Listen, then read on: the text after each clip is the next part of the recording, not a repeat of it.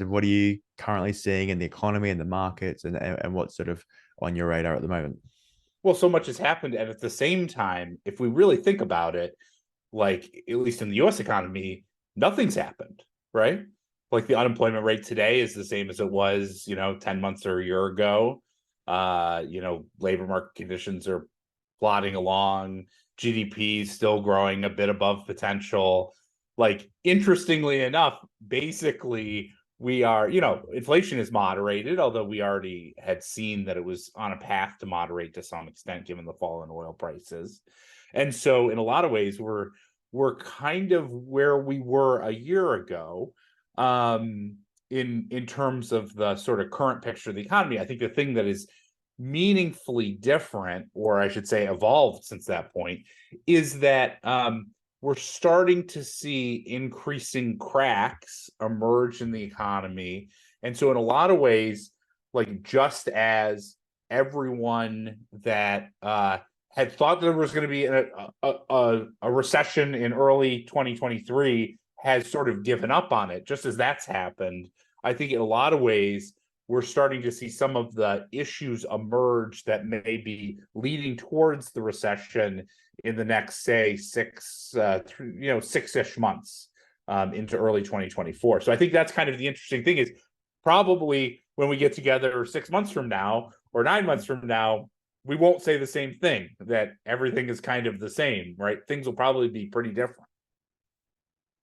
That's interesting. So I guess what are the cracks that you're currently seeing? Because a lot of people have, or yeah, as you said, have shifted and said, oh, maybe the Fed will do it, maybe they'll land the plane. Everything's held up so far, so why would it change? But yeah, what are you seeing in that regard? Yeah, and I think it starts with connecting how the Fed tightening, how you expect the Fed tightening to flow through. We've had a meaningful rise in interest rates.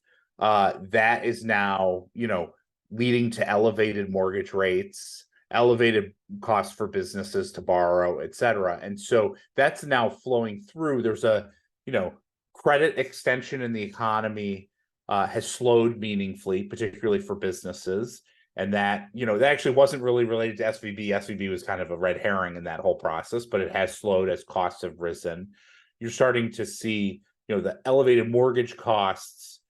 We had an initial sort of blow off top when tightening happened, and then a bit of a rebound. But now those elevated mortgage costs, they just keep weighing on sentiment and activity in the housing market.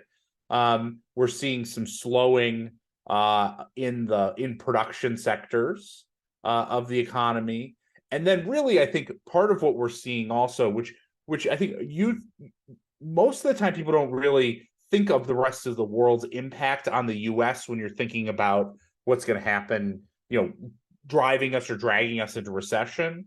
But the rest of the world does in fact matter. And the fact that Europe and the UK are continuing to soften pretty meaningfully, and China isn't getting the job done stimulating their economy. You sort of put all those things together, and you're starting to see the sorts of things that would typically align with a recessionary, the start of a recessionary environment. I think the main things that we haven't gotten to yet, and that's the real sort of the final spark on the kindling, so to speak, is a meaningful asset price decline. And that's going to have to come through or caused by, to some extent, the weaker data than people expect, but also by the continued pressure of elevated interest rates in the economy.